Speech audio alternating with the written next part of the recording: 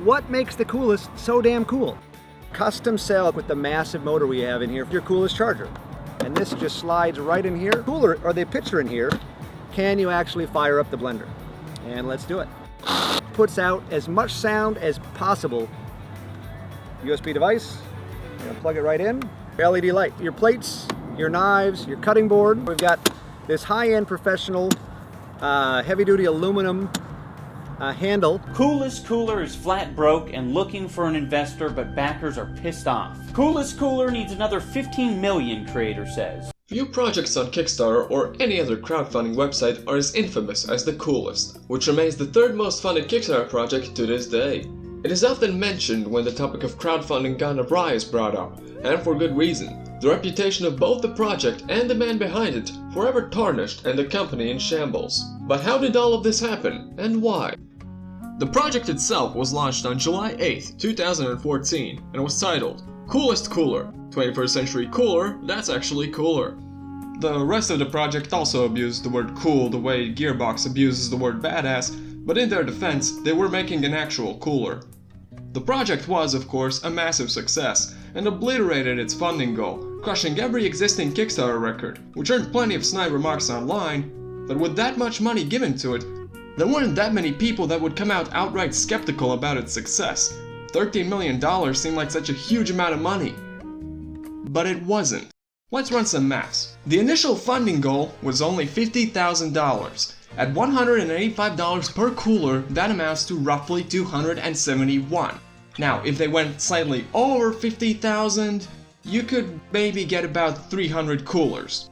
That is entirely manageable, especially for a small startup company who was just, beginning to get into the business. But the actual money they raised was $13,285,226 from 62,642 backers. How many coolers does that amount to? Well, there were 50,213 backers at the regular cooler tier, 7,063 at the international cooler tier, 2,455 at the $225 cooler plus swag tier, 304 backers at the $1,750 10 cooler tier, 50 backers on the $165 early bird tier plus 20 more later on, 31 on the $500 feedback tier, I'm sure they used that option, and 8 backers on the $2,000 bartender tier. The total number of coolers then was 62,880, which means that the total money allocated for a single cooler could only have been $211, as opposed to the intended $299 retail price. This means that they were selling all of these coolers, nearly 63,000 of them, at a massive discount. They had given themselves a little bit of leeway in terms of shipping. The tiers mentioned $50 additional cost for shipping within the United States and around $100 extra for shipping internationally. Now, the funding goal was surpassed in under 36 hours, and the man behind the Coolest, Ryan Grepper, was stoked. He then made the mistake of excitedly encouraging more donations, whereas we know the prudent thing at this point would have been to say, please stop, I don't need more money. On July 10th, the project crossed $1 million, and he made this wonderful post which read, oh god, have you ever been able to use the phrase make it so, money is no object? Me either, but I sure will be soon. That's called foreshadowing.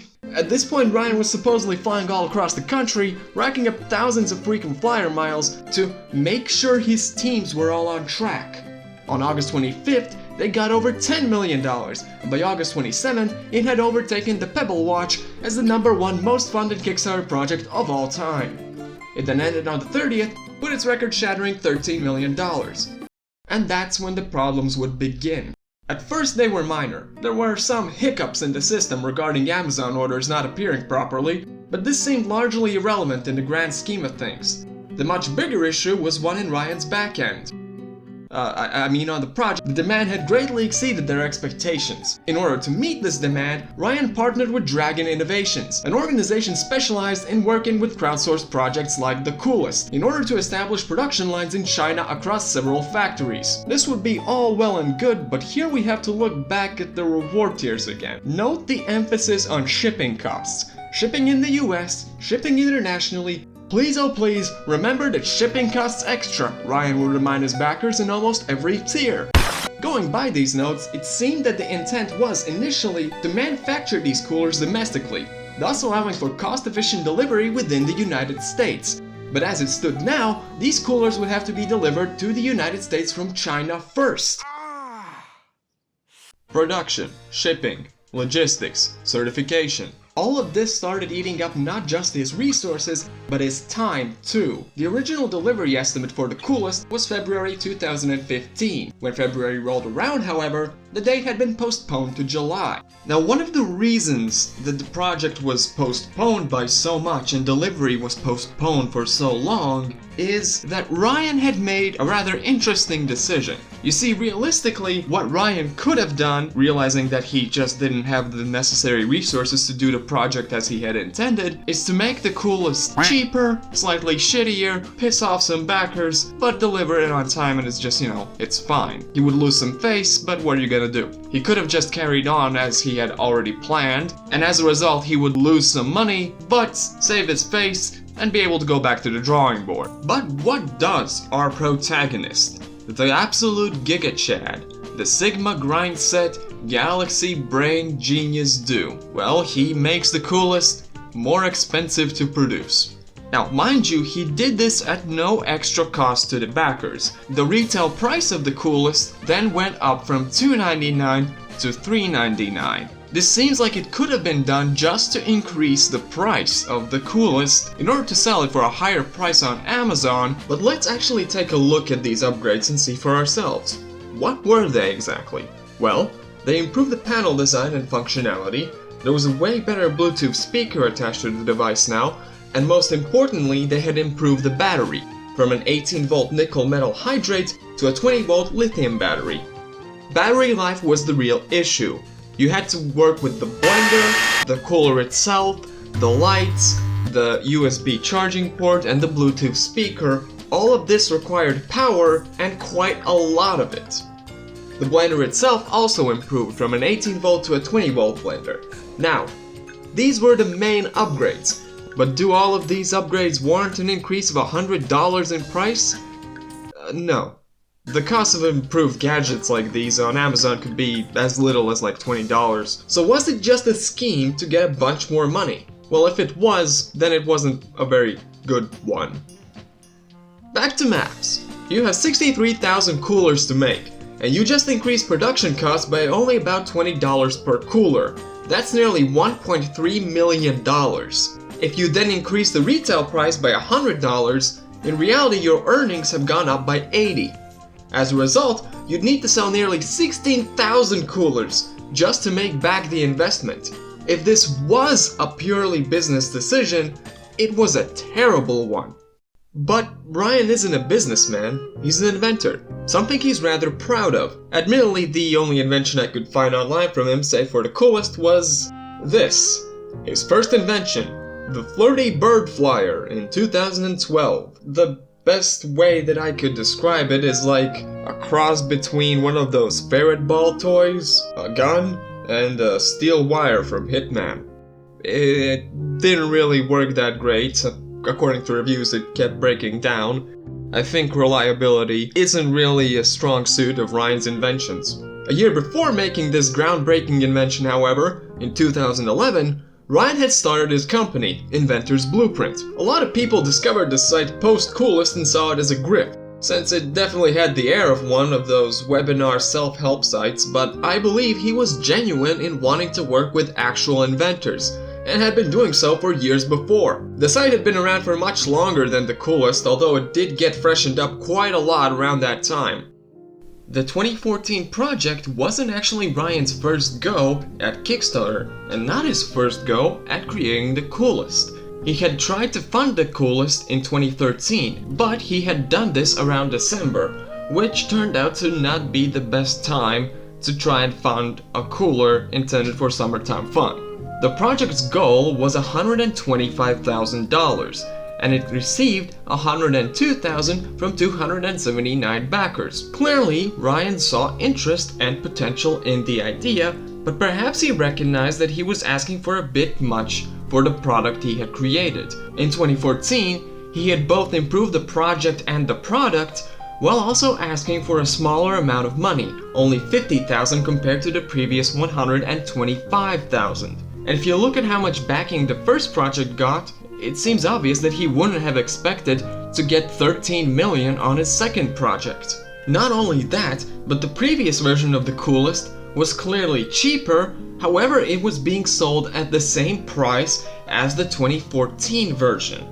And this was definitely an error on his part. With all that said, let's check back in on the project, as the shipping had begun in the middle of summer. And it was magnificent. Coolers were getting delivered to families across the United States and beyond. Barbecues were had, parties were held, family get-togethers were tolerated. The coolest cooler? I mean, who doesn't like that? See, it's not only cool, it cools. Get it? Huh?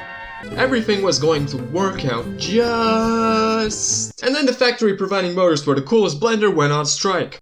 This meant they needed to get a new supplier, fast, all the while maintaining steady production and shipping on a project which was already way more expensive than expected. The Coolest had gone on sale on Amazon, now costing $500. People were upset. Why were people buying them from there when the shipping of backer coolers was ongoing? Where did my money go, Ryan? Did you run away with it? Spend it all on yourself? Did you go yachting? Well, Ryan released a lengthy post in November to address all of these issues, but despite all the setbacks and negative feedback, he was optimistic. The company was hoping to deal with the backlog by April, which seemed feasible, as tens of thousands of coolers had already been received by backers. The year rolled around, Christmas came and went, and more people had received their Coolest just in time for the winter holidays. Perfect time for some fun in the sun. Then came a live-streamed conference in March of 2016. It wasn't great, and the comments show that to this day. Production had stopped because the funds had run dry. They needed an investment of another $15 million for the project to finish in a timely fashion, and to deliver 36,000 remaining cooler orders. People were quick to call him a scammer and accuse him of pocketing all this money. Someone pointed out that this would amount to over $400 per cooler, which isn't so outlandish if you think of it as making up for how severely they had been underpriced on the Kickstarter project. And in fact, only a third of this money would be going towards actually delivering the orders. The project was already massively in the hole, as Ryan reveals that a huge portion of the money had gone into just setting up the company and preparing the Coolest for production, since at the time of them creating the video, they had only created a single prototype. All of the parts so they can estimate how much it's going to cost to put everything together. And it's not until later in that process that you really go through this, and it's typically hundreds of thousands to millions of dollars to go through this process, and for a product as complicated as ours, it certainly was in the multiple millions to get through that entire process. And that's the engineering, the design, the setup, and then all of the infrastructure needed to build the company that can deliver these Coolest and make sure we have the certification for the 70, for all of the backers around the world, and make sure we verified that your blender's not just going to work the first time you have it, but it's going to hold up.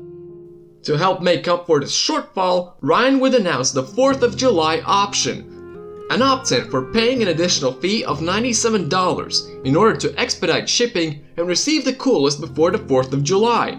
Around 10,000 backers utilized this option, and despite the naysaying of angry consumers in his comments, these coolers would be delivered, leaving only about $26,000 to be funded by retail sales. This would be slow and highly reliant on the price staying high on Amazon, which it wouldn't, and it would go down to sub 250 prices by the end of 2016. Yikes. So, what exactly was the problem? Sure, it might have seemed overpriced, but it was a good cooler, wasn't it? Let's go to some reviews. Overall, the Coolest was pretty okay as a cooler, but it had a fair share of issues. The sturdy wheels were good, but they were outweighed by the flimsy handle, which would not hold up to much stress. The Coolest, after all, was heavy as hell. It was 18 kilograms, around 40 pounds, when empty. If you filled it up with various beverages and some other junk, it would only increase. The gadgets are very basic. The battery only holds so much power and most of it would be used for the blender. The blender itself is cheap and rudimentary, as was the miniature speaker. Essentially anything attached to the cooler you could buy cheaper and better separately. And even with Ryan's upgrades, it wound up being overpriced for what it was, and its resale value plummeted as a result. Some customers reported battery issues, and a lack of customer support in solving them. This was the biggest possible issue, because these batteries were Custom cell. which was nice because that meant they fit snugly into the coolest. However, it meant that it was essentially impossible to replace them yourself unless you had someone who could make another custom cell. And without this battery cell, all you really had was a big heavy Tupperware container that didn't work as a cooler. In any case, the deliveries would continue at a snail's pace, about 30 to 50 delivered every week for some time. But at least they were happening throughout 2017. There was, however, one small teeny tiny issue. The Coolest Company was being sued as of 2016 by the Oregon Department of Justice and investigated under possible violations of the state's Unlawful Trade Practice Act. You see, it's understandable that they would conduct this investigation in the first place due to the amount of complaints they had received just within their state alone. However, there's some kerfuffery going on here relating to Kickstarter's terms of use and guidelines. Ultimately, Kickstarter isn't a marketplace, it isn't a store. It's a crowdfunding website where you do take a certain risk when you back a project. However, there was some mix-up with the terms of use in that they changed as the project was still basically ongoing. In July of 2014, while the project was still going, there was a need to have an option for refunds for any backer that didn't receive their reward, but the terms did not specify a timeline for this refund. However, as of October of that very same year, they changed these terms and you no longer needed the option for a refund. The entire thing is kind of a mess, but in 2017 they had reached a settlement which illustrated a sort of plan to fund the coolers to be delivered to the rest of the backers, and about 800 coolers to be delivered in an expedited fashion by the end of the year to the backers within the state. But progress was still being made. About 10% from every sale would have to be put back into delivering these coolers to the backers. The pace continued as it had about 30 to 50 coolers every week. Going into 2018, the situation remained largely the same. And you know what? It seemed like things would finally work out for Ryan eventually. It would take years and years, but at some point, all of these backers would finally receive their coolest cooler. And here comes 2019, a year of hope and happiness for everyone. Hey Xi Jinping! 我在北京 How do you feel about the coolest cooler? That's great. How are things going in China though? Xi? Xi?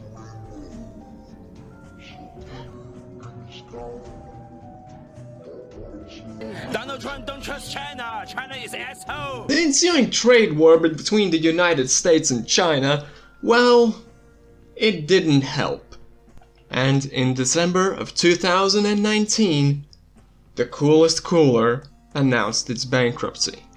The company would pay out to its backers a full refund.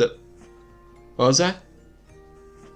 I missed the zero. They offered them $20. They offered them $20 refunds. Oh boy. And that was it. That was the end of the Coolest Cooler. The end of Ryan Grepper's story. Even for years before the Coolest had gone under, Ryan had disappeared from all social media. The man whose face had become associated with this massive failure was gone. Which led many to speculate that he took money and ran away. But I don't think there was any money left. I don't think there had been any money to work with for years. I think Ryan put his own money into this just to make ends meet, and in the end it didn't work. Inventor's Blueprint is now defunct. The Coolest Cooler is now defunct. Dragon Innovations hadn't been acquired by a larger company, and so it ends. There's a lot to take away from all of this, and there's a lot to learn. There's a lot to be learned about managing your time, managing your resources, not getting in over your head and knowing when to call it quits. But perhaps most importantly, there's a lot to be learned about reading the terms of use in their entirety before you back a project. Because even now, looking at the comment sections under the videos and on Twitter and under the project itself, you will find people demanding full refunds from a company that doesn't exist anymore, from a man who has no money left to give. Because the terms of use do not guarantee you anything. They did not guarantee to these backers that the product that they had paid for would arrive. They only guaranteed that the project's creator would do everything they can, everything reasonably possible, to make this project a reality and to deliver their promises. And Ryan had done so. Unfortunately, it hadn't been enough. And from then on, a lesson had been learned. And everyone always reads the terms of service in their entirety before agreeing to them. Right? Either way, this is a good place for me to end this story, and to take a nice vacation. After all, there is nothing better than relaxing in the sun.